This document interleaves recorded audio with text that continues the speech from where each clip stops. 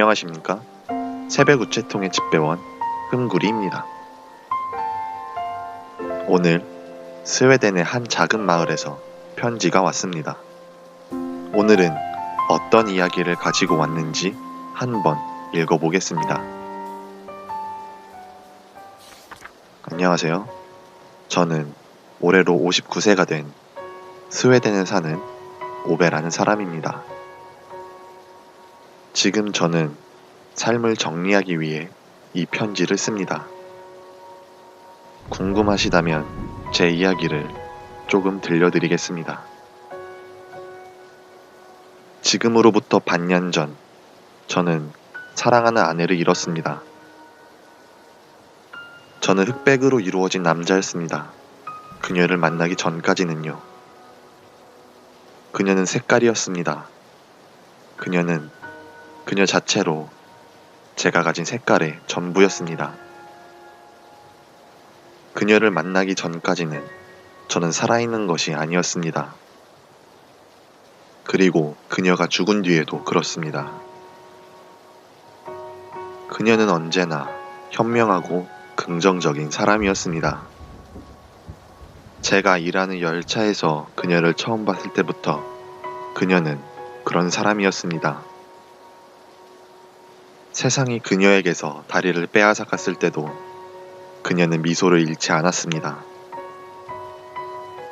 그녀는 다리를 못 쓰게 된 후에도 모두가 꺼리는 ADHD 아동들을 학교에서 훌륭하게 가르쳤고, 그녀의 아이들은 그녀의 은퇴 후에도 우리 집에 많이 찾아오고는 했습니다.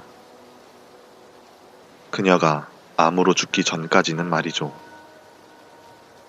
사실 저는 그녀가 세상을 떠난 후 바로 그 뒤를 따랐어야 했습니다. 하지만 제게는 아직 직장에서 할 일이 남아 있었기에 잠시 동안만 더 남아있기로 했습니다. 아직 남아있는 일을 하지 않고 떠난다는 것은 제 인생에 있을 수 없는 일이기 때문입니다. 그리고 얼마 전 저는 30년 동안 일했던 직장에서 정리해고를 당했습니다. 이제 저는 그녀를 따라가려 합니다. 이미 신문 구독도 끊었고, 융자는 없고, 청구서도 다 지불했습니다.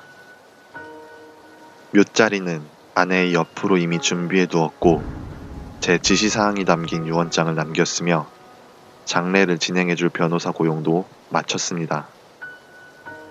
그리고 몇 분 전, 저는 천장에 아주 튼튼한 고리를 달았습니다.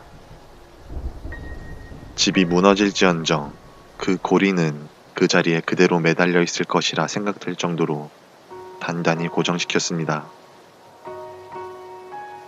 하지만 중간에 줄이 끊어져 버려 바닥에 그대로 누워 있다가 잠깐 짬을 내어 편지를 씁니다. 이 세상이 이제 밧줄 하나 만드는 것도 제대로 못하게 되었다는 사실이 통탄스럽기만 합니다. 이제 다른 방법을 찾아야겠지요. 어쩌면 이상한 이웃들의 방해가 너무 많아 제가 집중을 잘 못한 탓일 겁니다. 안 그래도 고리를 다하는 동안 갑자기 찾아온 이웃집 부부와 친구의 아내 때문에 신경이 많이 날카로웠습니다. 그들은 제 계획을 모르니 당연한 것이겠죠. 이 편지를 다 쓰고 나면 저는 친구 집이 라디에이터 증기를 빼러 갈 겁니다. 저야 없어지면 그만이지만 이 사람들은 라디에이터 증기 하나 못 빼면서 대체 앞으로 어떻게 살아갈지 궁금한 따름입니다. 그래도 제가 아내를 다시 만났을 때 이웃집 라디에이터를 고쳤다고 하면 저를 웃으며 반겨주겠죠. 아내는 그런 사람이니까요. 이제 저는 나가봐야겠습니다. 집은 나중에 정리해야겠네요.